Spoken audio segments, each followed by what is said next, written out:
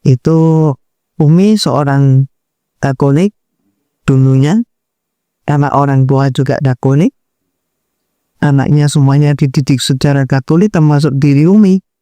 Bahkan Umi sekolah minggu itu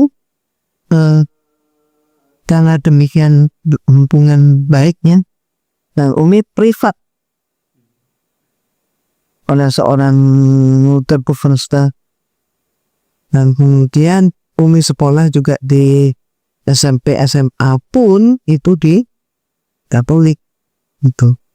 Ini aktif di organisasi gereja dalam usia termuda sebagai Ketua Legio Maria. Dan Umi karena ingin hidup lebih baik dan memandang alangkah rapi dan bersih putih lambang suci gitu ya, sebab biarawati begitu ya, Umi pun kemudian ingin menggapai kedudukan yang apa ya, yang kristeni gitu dan udah ini masuk biara. Dan di biara pun alhamdulillah Umi dapat penugasan kuliah di biara dan sekaligus juga kuliah di Institut Filsafat Teologi. Kemudian berjalan waktu ketika memasuki perbandingan agama, maka dinyatakan bahwa agama yang terbaik itu adalah Katolik. Tunggu. Yang lain-lain jelek. Nah, jeleknya macam-macam ya. Dalam hal ini yang kita bahas ini, Islam jelek. Ya, yang miskin siapa? Yang pengangguran siapa? Nggak, apalagi kalau jadi kasus di pengadilan, Yang sempit. ya, seragamnya kan Peci kerudungnya. laki-laki peci dan perempuan pakai kerudung. Itu kan seragamnya orang yang di sel itu, yang di penjara. Kalau sudah muncul ke persidangan kan pakai begitu. Ya. Walaupun agamanya bukan Islam. Walaupun Islam tapi kesadarannya nggak pernah kerudungan, nggak pernah pecian. Walaupun agamanya yang macam-macam itu, ataupun ateis, tapi semuanya diberi seragam seolah-olah gitu kan ya, seolah-olah Islam. Dan ini semakin memperburuk citra Islam, Terutama di kalangan umat. ya, umat mereka, umat yang non Islam, ya toh, yang ditahan, ya ternyata yang korupsi gitu ya, yang membunuh, yang pelecehan seksual, yang ya macam-macam, yang judi, ya, Islam semua. Padahal kenyataannya nggak seperti itu. Ini suatu, mohon maaf kalau ini bilang ini suatu ketidakadilan, tapi tersistem, berlangsung terus. Nggak tahu kok bisa nggak begitu, membuat suatu peraturan yang kayak begini. Ini yang Umi nggak ngerti. Demikian juga ada suatu definisi teroris. Ternyata ini adalah definisi internasional. Ya, ini adalah produk Amerika, ya, dengan sekutu-sekutunya. Apa? Yaitu suatu pelanggaran yang dilakukan oleh umat Islam, apalagi kalau sudah menyangkut masalah senjata atau masalah hak asasi manusia, gitu ya, pembunuhan, kekerasan. Itu pasti kalau pelakunya itu Islam, maka disebutlah dia teroris. Tapi kalau pelakunya non-Islam, Kriminal ya? Ya, tindak kriminal gitu, tindak kekerasan gitu ya, lunak, lembut, tapi sama Islam garang. Ya. itu ternyata Umi pernah mempertanyakan memang, dan bukan cuma Umi yang tanya. Ini kan teroris ini, tidak ada definisi teroris untuk non Islam. Jadi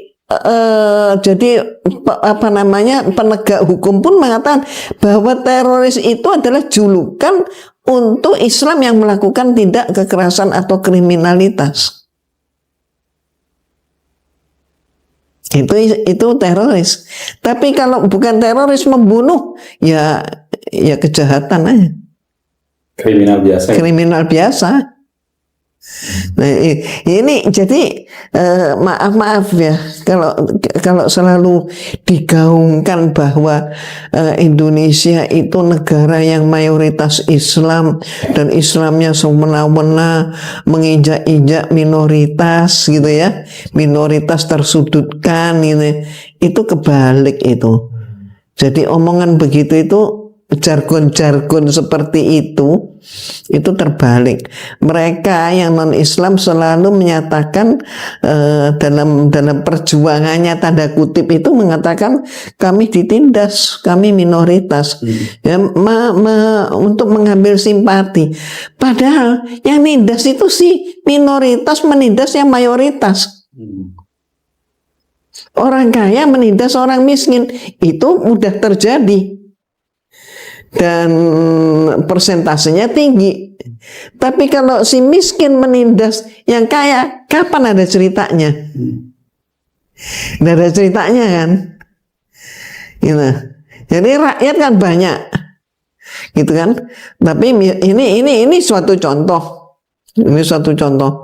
Tapi orang yang mempunyai legalitas di bidang hukum pasti jumlahnya lebih sedikit dong. Nah, yang mohon maaf, ini sekedar dibalik ya. Nah, gimana?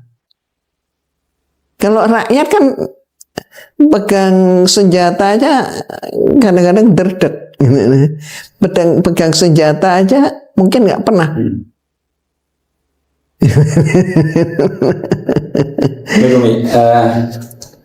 Kembali ke soal tadi flashback masa lalu Umi ya, sebagai seorang biarawati yang dulunya memang sangat terbiasa dengan tradisi gereja ini ya, termasuk mungkin perayaan Natal ini.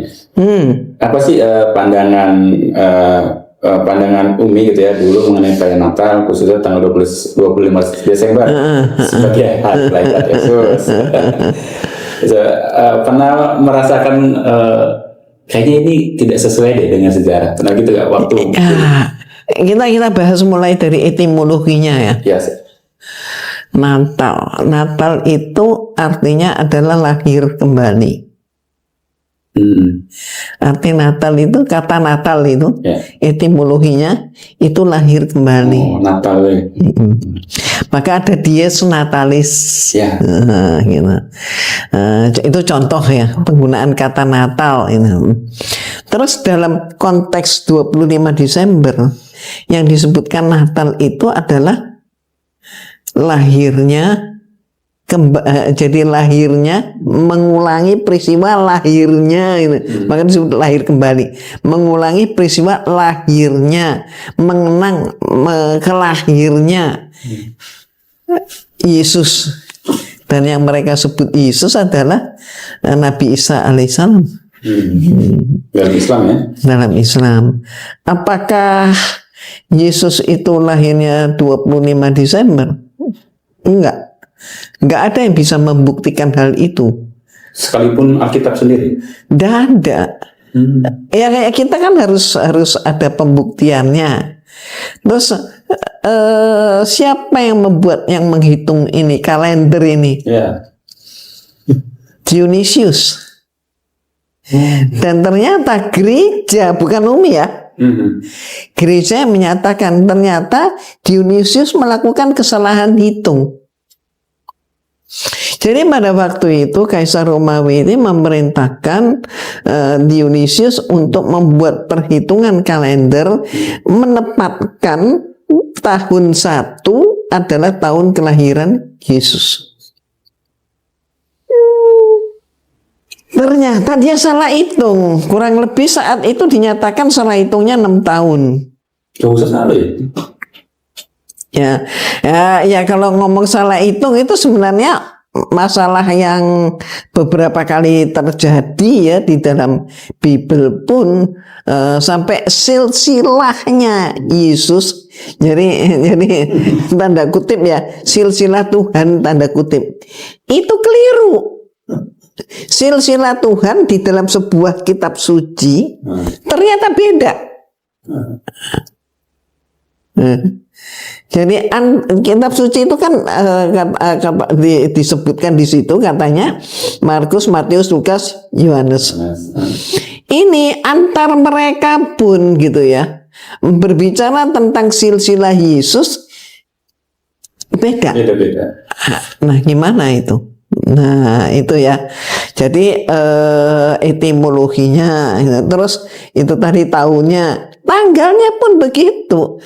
Makanya ada orang, ada gereja yang merayakan Natal itu tanggal 28. Ada yang menyatakan Natal itu 8 Januari. Tapi dengar-dengar di Indonesia ini ada yang 8 Desember. Tahun yang lalu belum ada ya. Tahun yang lalu belum ada. Sekarang jadi ada. Nah, ya seperti itu.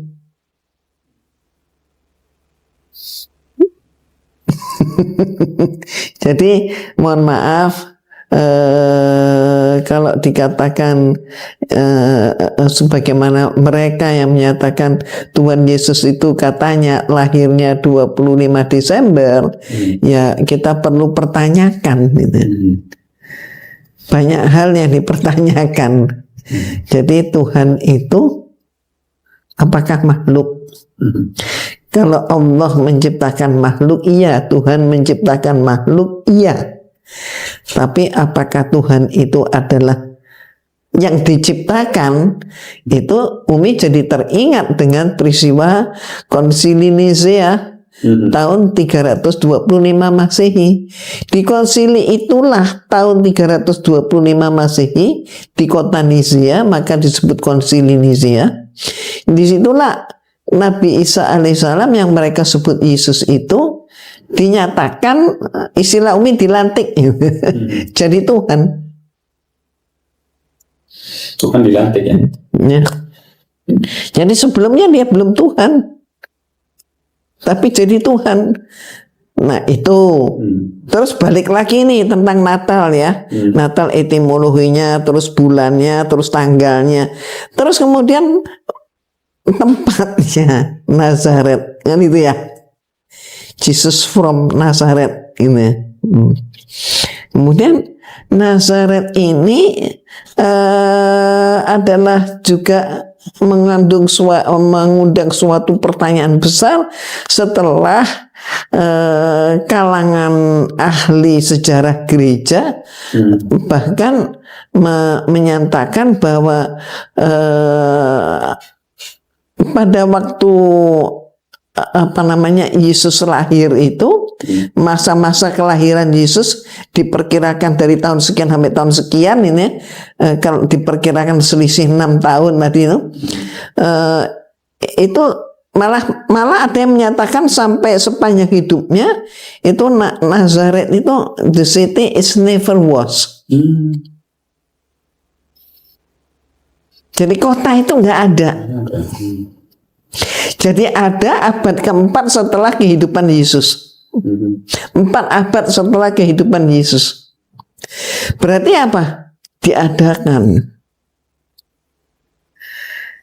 Nah demikian pula kemudian balik lagi kita kepada masalah Natal. Jadi nampaknya Natal ini ya pokoknya dalilnya pokoknya sih kita sepakati aja bahwa Yesus lahir tanggal 25. Maka di Eropa itu orang lebih menggunakan Natal itu sebagai hari berkumpul dan hari rame-rame keluarga. Liburan Sebenarnya itu mereka sama sekali bahkan nggak mau tahu ini apa gitu. Pokoknya hari rame-rame barbecue gitu, bikin barbecue. Nah, itu tanggal 25. Dan toko-toko di seluruh dunia kayaknya ya itu memberikan diskon. Walaupun kalau di Indonesia beda dengan diskonnya di negara barat. Kalau katakanlah misalnya di Australia, kalau mereka mengatakan diskon itu benar-benar harga itu didiskon. Tapi kalau di Indonesia kan di up dulu baru didiskon. Dinaikin dulu ya. Ya, dinaikin dulu terus didiskon, sama aja. Baik Umi, sebagai mantan biarawati nih Umi, melihat tadi yang diulas oleh Umi sejarah Natal tanggal 25 Desember itu lebih ke budaya, adat gitu ya, atau memang didorongnya oleh ajaran agama yang sah gitu, sehingga sampai sekarang tetap dirayakan 25 Desember. Kalau disebut sebagai karena itu sebagai suatu agama, ya kita tahu konsepnya bahwa di dalam Kristen kesepakatan untuk mengubah kitab suci itu bisa dilakukan. Kalau mereka sepakati diubah ya diubah. Tapi dalam hal ini keputusan-keputusan gereja juga memegang peranan penting. Yaitu kalau di gereja Katolik dikatakan konsili. Dan putusan konsili itu pada prakteknya lebih mengikat dan lebih dijadikan acuan ketimbang Bible itu.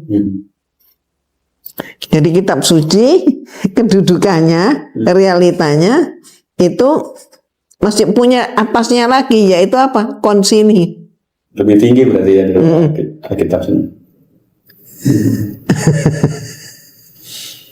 Kalau umat Islam itu kan sebagai penghormatan terhadap Nabi Isa ya, mengikuti ajaran-ajarannya toh. Tapi kalau orang Kristen mungkin ya penghormatan itu pada tanggal 25 Desember tadi ya. Nah, itu gimana pendapat Umi itu? Ya, kalau menurut pendapat Umi, kalau kita seperti yang Umi katakan tadi ya, kalau ke agama ahli mereka sudah menyatakan 25 Desember itu bukan hari kelahirannya Yesus, karena hari kelahirannya Yesus itu tidak ada yang mengetahui tanggalnya, bulannya, tempatnya gitu. Jadi lebih banyak bersifat mempertahankan budaya. Baik. Di awal tadi Umi menjelaskan bahwa Umi juga punya pandangan negatif terhadap Islam gitu ya. Lalu jika kita memandang Natal itu tanggal 25 Desember dengan hal yang dasar tadi banyak perbedaan ya dalam di agama Kristen sendiri. Lalu bagaimana pandangan Umi setelah sudah menjadi seorang Muslim ya menurut udah lama. Juga ada perayaan-perayaan di agama Islam yang mungkin juga tidak ada landasan dasarnya, mungkin juga perdebatan di situ, tapi lebih kepada adat istiadat. Bisa jadi ini serangan balik oleh umat yang lain itu juga nggak ada sebenarnya. Itu bagaimana Umi menyikapi itu? Ya, kita mempunyai pedoman. Jadi kalau dalam Islam masalah-masalah seperti itu, perbedaan pendapat antara yang tidak bisa dielakkan adalah pro dan kontra gitu ya. Jadi pro dan kontra suatu opini atau maupun sampai kepada pro dan kontra tentang agama. Ya, jadi kalau kita berbeda tentang agama, ya, termasuk pendapatnya tentang agama, ya ayat Allah sudah menjelaskan banget, clear. La ikraha fidin, lakum dinukum waliyadin. Dua ayat ini. Dan dua ayat ini terkenal dengan sebutan ayat toleransi. La ikraha fiddin, gak ada paksaan untuk menjadi Islam. Jadi kamu mau jadi Islam, alhamdulillah. Gak mau jadi Islam, gak ada masalah. Gitu. Jadi Tuhan tidak berkurang, ya, Allah tidak berkurang kekuasaannya karena ada orang yang nggak mau jadi Islam. Terus kemudian satu ayat lagi yaitu, jadi gimana kalau mau jadi Islam, ayo dibimbing. Kalau nggak mau jadi Islam, ya nggak apa-apa. Jadi gimana? Urusi agamamu, jangan ngurusi agama kami. Biarlah kami mengurus agama kami, dan kami juga nggak mau ngurus agamamu. Karena apa? Menghormati, nggak mau nyampur-nyampurin, nggak mau cawe-cawe gitu ya, nggak mau apa ya, nimbrung atau enggak. Silakan urus agamamu. Bentuk toleransi tertinggi ya. Iya. Berdasarkan pengalaman Umi nih, apa yang lebih penting dalam merayakan kelahiran seorang nabi, menghormati ajaran dan pengaruh nabi tersebut dalam kehidupan kita, atau hanya merayakan tanggal kelahirannya aja? Ya, tentu aja menghayati kan, Ya. ya, dan mengamalkan gitu kan ya ajarannya. Jadi itu sih mestinya. Jadi bukan sekedar cari-cari alasan supaya dibilang dibilang agamis, Ya. maka merayakan pada tanggal yang sudah dipatok, seolah-olah ini harga mati gitu.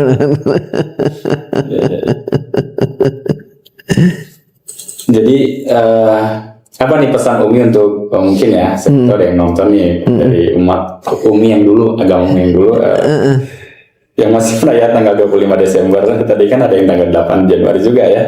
Barangkali ini menjadi edukasi, mudah-mudahan menjadi wasilah budaya ya Umi ya, sebagai hari kelahiran Yesus ini gitu. Mungkin lebih ditekankan dalam perayaan Natal menurut pandangan Umi sebagai seorang Muslim sekarang. Iya, jadi ya Umi hanya bisa merasa kasihan. Umi hanya bisa merasa kasihan deh lu. Kapan kok nggak ngerti-ngerti gitu ya?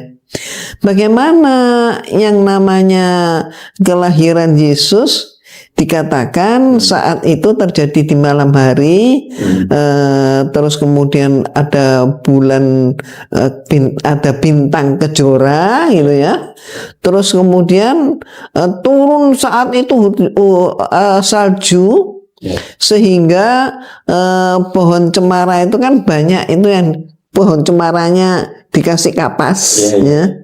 Jadi mengesankan itu salju tuh. Ada lagi yang mau praktis plastik, pohon plastik di warna putih penuh dengan salju.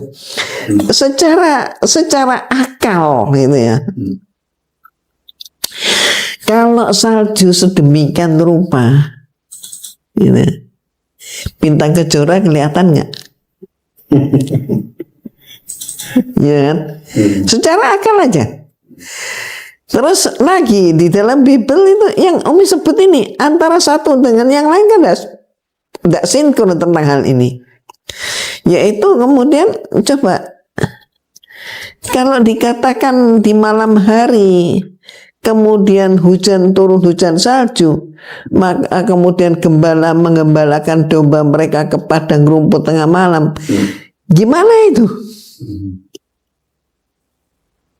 Pakai akal.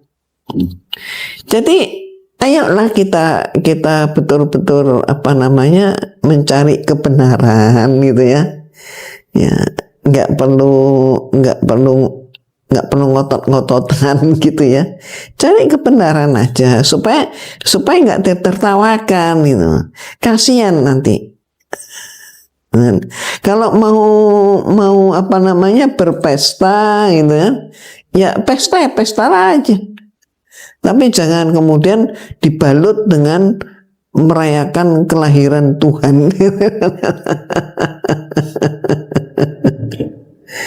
Baik Umi, sebagai penutup ya, dan juga sebagai pesan juga kepada mungkin para penonton di sana ya. pesan-pesan ini mungkin juga tertuju kepada umat Islam maupun umat selain Islam yang mungkin merayakan Umi. Bagi pesan untuk umat Islam mungkin bagi para kaum muslimin, mungkin Umi punya pandangan ya. Mungkin terjadi di masyarakat itu ada pro kontra diucapkan gitu, ada yang mengucapkan selamat atau ada juga yang tidak membolehkan. Nah, kalau ada yang tidak membolehkan, bagaimana menurut Umi solusinya agar tetap terjalin toleransi yang mungkin juga terjaga di antar umat beragama gitu. Dan juga satu lagi pesan juga untuk umat Nasrani, kita juga hal seperti ini kita naikkan mungkin di media untuk juga mengedukasi Umi ya, bukan untuk cawe-cawe tadi ya. Iya, bukan untuk cawe-cawe, tapi kita untuk membuka cakrawala pemikirannya. Tadi mungkin pesan untuk kaum muslimin dulu. Iya, jadi ya kita sangat berbeda. Kalau dikatakan semua agama sama, ya perlu belajar dulu, perlu belajar kembali deh untuk menyatakan hal itu nggak sama. Jadi mohon maaf, Nabi Isa juga nggak pernah mendirikan agama yang namanya Kristen. Nabi Isa juga nggak pernah mendirikan satu gereja pun nggak ada, gitu ya. Nah, oke. Kembali ke fokus kita. Kalau kemudian ada orang Kristen yang mau merayakan Natal, ya biarin. Urusi agamamu kan. Nah, bagaimana kita dengan hormat gitu ya, dengan rasa hormat, silakan. Tapi kita ikut enggak. Mohon maaf, Umi pakai suatu pengandaian kasus yang seperti ini. Misalnya nih contoh. Suatu hari Umi itu mau Zoom, Umi pengen rileks enak, Umi permisi kepada yang akan men-shoot Umi ke belakang dulu. Maka kemudian yang bersangkutan menyatakan, silakan Umi. Silakan Umi itu apakah dia harus ikut? Ya otomatis enggak dong, dan jangan ikut gitu kan. Karena yang mau ke belakang itu mau mempunyai hajat, yang mau punya hajat, yang itu kan Umi, ya kan? Ya sudah, biar Umi urus diri Umi.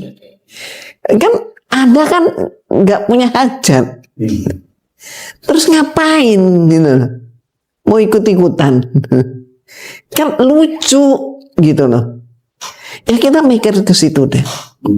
Jadi justru silakan. Artinya memberikan hormat kan, menghormati. Silakan laksanakan hajatmu. Nah saya enggak dong, saya bukan kamu. Itu loh, saya bukan Anda.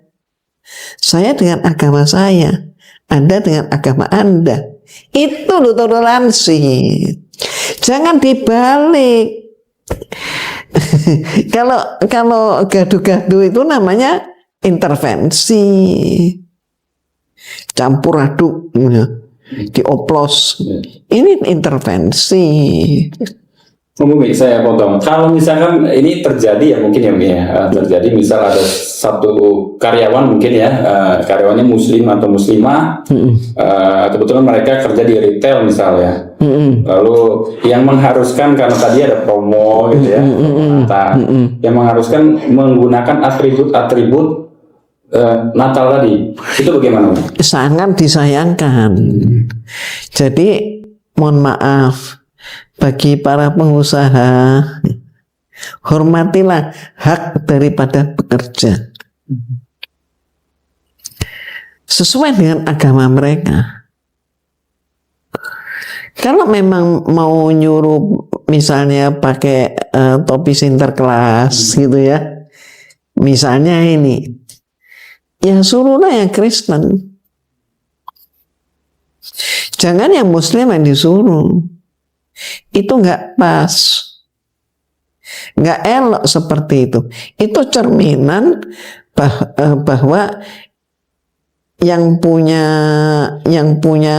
duit, yang punya kuasa, gitu ya, itu berarti orang yang tidak toleran.